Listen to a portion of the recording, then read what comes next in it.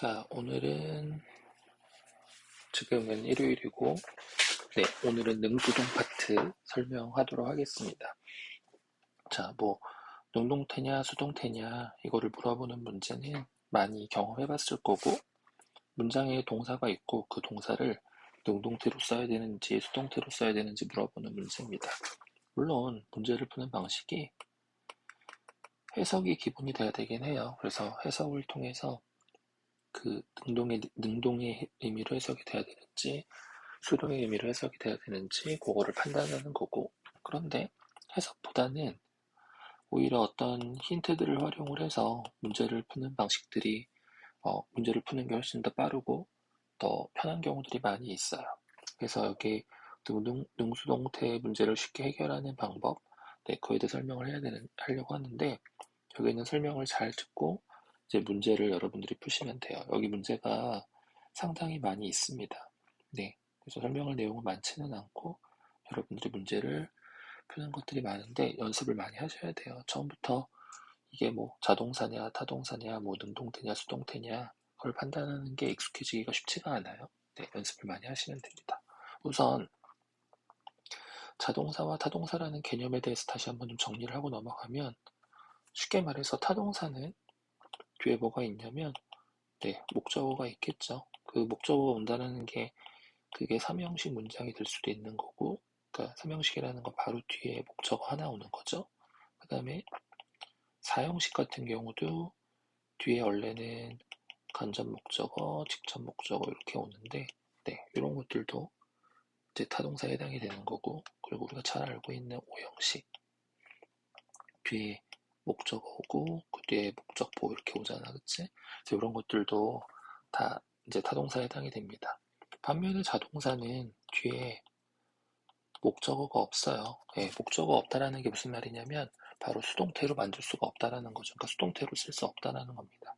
수동태라는 게 아마 이제 초등학교 때는 아닌 거고 중학교 때 배웠을 것 같은데, 주어, 동사, 목적어, 삼형식을 예를 들면 이렇게 있으면 이 목적어를 앞으로 이렇게 보내서 목적어가 주어 자리로 오고, 그 뒤에 동사 형태가 V, 비동사 플러스 PP, 그 다음에 여기 주어는 원래 사실 뒤로 가서 by 뭐뭐 형태로 쓰기는 하는데, 요 by 플러스 뭐뭐 형태는 주어겠지? 네.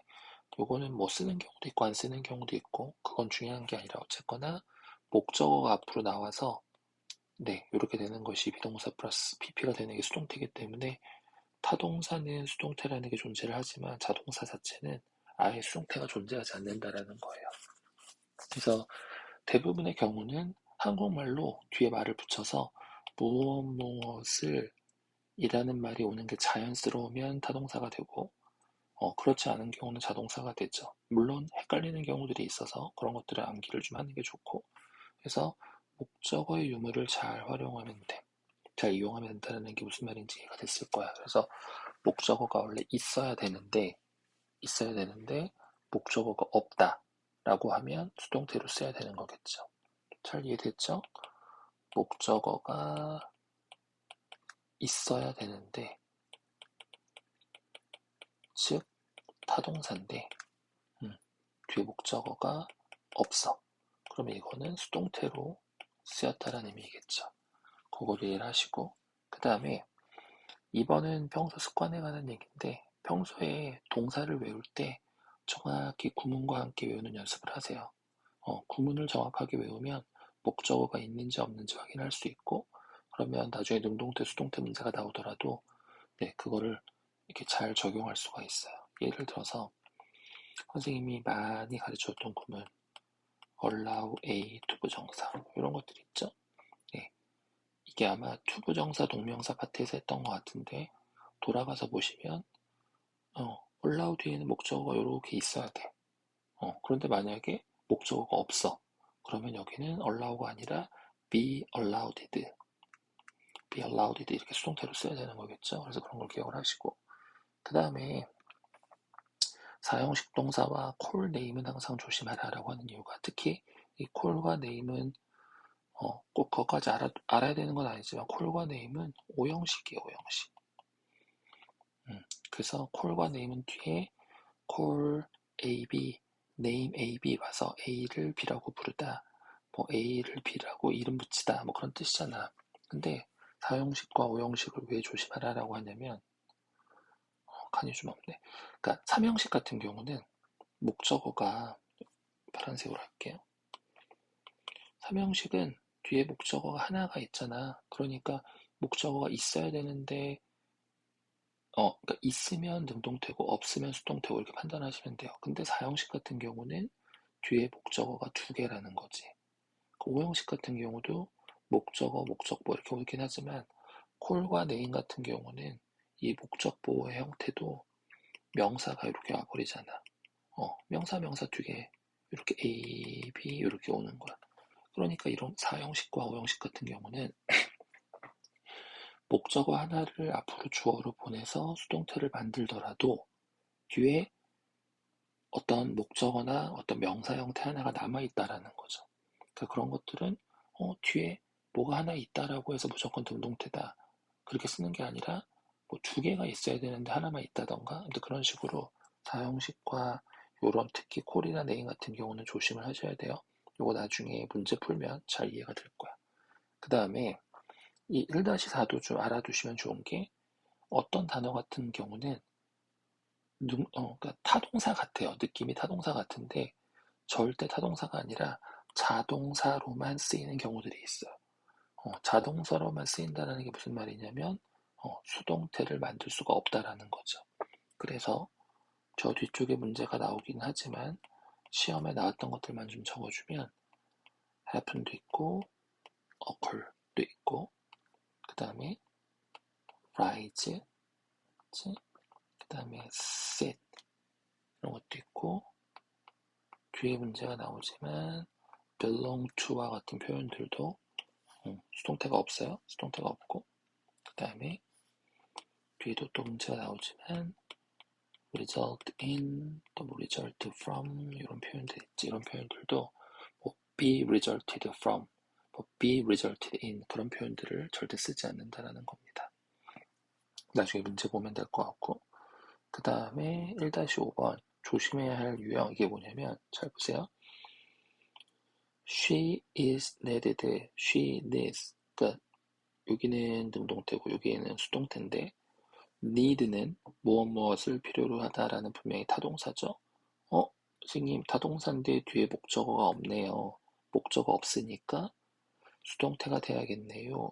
이렇게 하면 안 된다라는 거야. 왜냐하면 this is a book과 she 사이에 목적격 관대가 생략이 돼 있는 거야. 그치? 목적격 관대가 생략이 된 거니까 답은 needs가 되면서 뒤에 목적어 자리가 비어 있어야겠죠. 그러니까 이렇게 관계대명사가 연결이 되면서 앞에 목적격 관대가 생략된 경우 이런 것들은 조금 조심해서 생략이 된 문장이라는 걸 파악을 하시고 해석에 따라서 자연스럽게 접근을 하시면 되는 겁니다. 그 다음에 아주 가끔 나오는 건데 이 read란 단어가 있어요. read나 see란 단어가 분명히 뭐뭐를 읽다 뭐뭐를 말하다라는 타동사는 맞아요. 타동사는 맞는데 가끔 뭐 어디 표지판에 또는 뭐 메모에 뭐뭐라고 쓰여 있다 또는 뭐뭐라고 적혀 있다. 이런 의미로 쓸 때 타동사로 쓰지 않아요. 그러니까 수동태로 쓰지 않아요. 수동태로 쓰지 않고 여기 같은 경우에 보면 this note needs 그 다음에 그 목적어가 이렇게 그 문구가 오는 거지. beware of dog. 개를 조심해라 라고 쓰여 있다라는 거야. 그러니까 한국말로 해석을 했을 때는 뭐뭐라고 쓰여져 있는 거니까 마치 수동태로 써야 될 것 같지만 read나 say라는 단어를 찾아보시면 저 아래쪽에 뭐뭐라고 쓰여있다, 뭐뭐라고 적혀져 있다는 뜻이 있고 이때는 그냥 능동태로 쓰는 거예요. 그래서 이때도 reads라는 그냥 능동태로 답이 쓰는 겁니다. 뒤에 목적어가 이렇게 있는 거라고 이해를 하시면 돼요. 그쵸? 네. 그러고 한 가지만 더 정리를 하자면 이게 요즘에는 시험에서 잘 나오지 않는 것 같은데 한때 선생님 학창시절이나 이럴 때는 가끔 가다가 물어봤던 문제예요. 되게 헷갈리는 단어인데 lie란 단어가 있고 lay란 단어가 있어요. 뜻을 정확하게 설명하자면 lie는 무엇 무엇이 놓여 있다라는 뜻으로, 그러니까 주어가 놓여 있다라는 뜻으로 요거는 자동사예요. 그 다음에 lay란 단어는 무엇을 놓다, 무엇을 두다라는 뜻으로 요거는 타동사가 됩니다. 네, 굉장히 헷갈려요. lie, lay. 그 다음에 또 왜 헷갈리는 거냐면 이거의 과거 분사요. lay, lay인이 되고 그 다음에 요거의 과거 분사형은 laid가 되죠. 게다가 ing 형태까지 가끔이 나오기 때문에 헷갈리는 거니까 이렇게 정리를 해두시고 요거를 꼭 암기를 하세요. 네. 평소에는 사실 선생님도 이거 써보라 그러면 되게 헷갈리는데 필기를 해두고 나중에 뭐 수능이 됐던 뭐가 됐던 시험 문제 시험을 앞두고 있을 때는 한 번 정도씩 다시 한번 정확하게 외워두면, 그러니까 나왔을 경우 암기가 헷갈리기 시작하면 틀릴 수밖에 없는 문제니까 그렇게 알아두시면 되겠습니다. 밑에 문제가 몇 번 나오니까 그때 확인을 할게요. 자, 그래서 일단 여기 한 페이지는 선생님이랑 같이 문제를 풀고 그 다음에 다음부터는 너희가 문제를 풀도록 할게요. 그래서 같이 한번 풀어봅시다. 위에서 말했던 선생님의 어떤 그런 힌트나 그런 것들을 잘 활용을 하세요. If you are, 자, 비동사가 왔어요. 그냥 ing를 쓰면 비동사 플러스 진행형 쓰는 거고, pp 형태를 쓰면 수동태 쓰는 거고. 자, invite는 누구누구를 초대하다. 그 얘기를 빼먹었네. 그래서 평소에 단어를 외울 때 invite를 그냥 초대하다 이렇게 외우지 마시고 누구누구를 초대하다 이렇게 외워버리면 타동사라는 게 명확하게 머릿속에 잘 기억이 돼요. 사실 invite는 어려운 게 아니지만 가끔 가다가 이게 타동사인가 자동사인가 헷갈리는 경우들이 있어. 그래서 그런 경우를 대비해서 이렇게 무엇을 이런 말도 붙이고, 그리고 또 구문이 복잡한 단어라면 구문까지 같이 외워주면은 문제를 풀 때 훨씬 더 유리할 겁니다. 자, 목적어 있어야 돼요. 타동사니까. invite 누구누구 없죠? 그러면 수동태. 이게 약간 처음에는 미심쩍고 의심이 되면 해석을 해보는 거야. 네가 초대를 하는 건지 네가 초대를 받는 건지. 저녁에 디너에 초대를 받는다라면 작은 선물을 가져가는 게 관습적이야 라는 말을 쓰는 거잖아요. 그쵸? 그 다음에 Let's take a stone 뒤에 보니까 as an example 이란 말이 오네. 수거예요. take 뭐뭐뭐뭐 당연히 목적어 되는 거고 as an example 이렇게 쓰면 A를 예로 들다 라는 뜻이에요. 그래서 돌멩이를 예를 들어보자 이렇게 되는 거고, 문장 구조상 이 부분을 이렇게 묶여서 앞에 있는 스톤을 꾸며주고 있죠. 자, 꾸며주고 있다는 게 무슨 말이냐면, 그러니까 스톤을 주체로 보는 거야. 스톤을 주체로 보면, 자, 스톤이 어떤 스톤이냐면 해변가에 놓여 있는 스톤이겠죠. 잘 봐봐. 그러니까 꾸며주는 분사 역할을 해야 되기 때문에 ing를 다 붙여주긴 했지만 첫 번째로 풋은 절대로 답이 될 수가 없어요. 왜? 스톤이 주체야. 주체란 말이 스톤을 주어로 벌어야 된다는 얘기인데 스톤은 풋의 목적어가 뒤에 없잖아요. 그쵸? 그 목적어가 있어야 되는데 목적어 없는 거야. 그러면 어떻게 쓸 수 있을까? 좀 생각을 해보세요. 좀 복잡한 문제예요. 어떤 말이냐면 어디야? 스톤은 스톤인데 해변가에 놓여있는 스톤이죠. 놓여져 있는. 그러면 쓸 수 있는 방법은 두 가지 정도가 될 것 같아. 수동태로 써서 놓여져 있는 스톤 이렇게 쓰는 거지. 그러면 수동태로 쓸 거면 타동사를 써야 되는 거고, 그치? 타동사만 수동태로 만들 수 있는 거니까. 그 다음에 누구누구에서 놓여져 있는 이란 말을 쓰고 싶으면 여기에 들어갈 수 있는 단어는 laid. 아까 여기서 요거 타동사에서 PP 형태 laid를 써야 되는 거죠. 그때 laid는 답이 없어요. 그러면 쓸 수 있는 거는 그냥 자동사로 쓰는 거야. 돌멩이가 그냥 지가 놓여져 있는 거야. 그러면 쓸 수 있는 거는 자동사인데 자동사에다가 ing를 쓰는 거지. 네. 그래서 답이 이렇게 되는 겁니다. 요거 이해됐죠? 요거 꼭 이해를 하세요. 이해 잘 안 되시면은 가져와서 질문하시고. 자, 다음에 during the days done is 돌멩이는 heat 하니까 무엇을 뜨겁게 하다란 말이겠지. 목적어가 없어요. 그래, 해석상 그런 말이겠지. 돌멩이가 태양 광선에 의해서 뜨거워져지는 거죠. 그러니까 데펴지는 거지, 그치? 그래서 수동태 heated를 쓰면 되겠습니다. 이 문제 그치? 아까 선생님 이쪽에서 어디 있니? 지워졌네. allow 물어봤지? allow라는 게 뒤에 투부정사 온 걸로 봐서 allow a 투부정사 이 구문으로 쓰인 거겠네. 그렇죠? 근데 얘기했듯이 allow는 목적어 있어야 되는데 여기에 투부정사와 allow 사이에 목적어가 비어 있어요. 목적어가 있어야 되는데 목적어가 비어 있다라는 거는 수동태로 쓰였다라는 거겠죠. 이렇게 이해를 하면 됩니다. 자, was told가 맞냐, 수동태가 맞냐, told가 맞냐, 능동이 맞냐 질문했어요. 이 문제도 중요한 거. 왜냐하면 잘 생각해봐. 아까 위에서 사형식 이런 얘기 했던 것 같은데 tell이란 단어가 그냥 삼형식으로 쓰이면 무엇을 말하다 라는 뜻이 되는 거고 사형식으로 쓰이면 누구누구에게 무엇을 말하다가 되는 거예요. 그러니까 사실 tell도 그렇고 이런 것들이 있어. 뭐 ask 이런 단어들. 그럼 이런 것들은 삼형식으로 쓰이는 경우들도 있고 사형식으로 쓰이는 경우들도 있기 때문에 사실 요거는 해석을 해서 문제를 푸는 게 훨씬 더 정확하고 그렇게 하는 걸 추천을 드려요. 그래서 이런 말이야.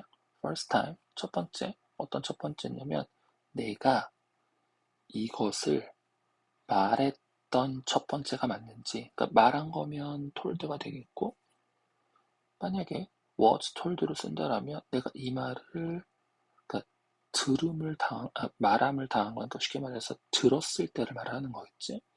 자, 문맥상 쭉 뒷내용을 봤더니 내가 충격을 받았어 라는 얘기가 나와. 그 말인즉슨 내가 이 말을 한 게 아니라 이 말을 들은 거겠죠. 이해됐죠? 네. 그래서 이렇게 삼형식과 사형식 뭐 왔다 갔다 할 수 있는 단어들 그리고 아까 위에서 말했던 콜이나 네임 이런 것들이 시험 문제로 나오면 조심을 하시는 게 좋아요. 그 다음에 rising이냐 raising이냐 요거 알고 있을 거라고 위에서 살짝 설명했는데 헷갈리는 단어고 비슷한 의미지만 rise는 자동사고 raise는 무엇을 올리다 들어올리다라는 타동사예요. 비슷한 게 뭐가 있지? sit과 set 요게 있죠?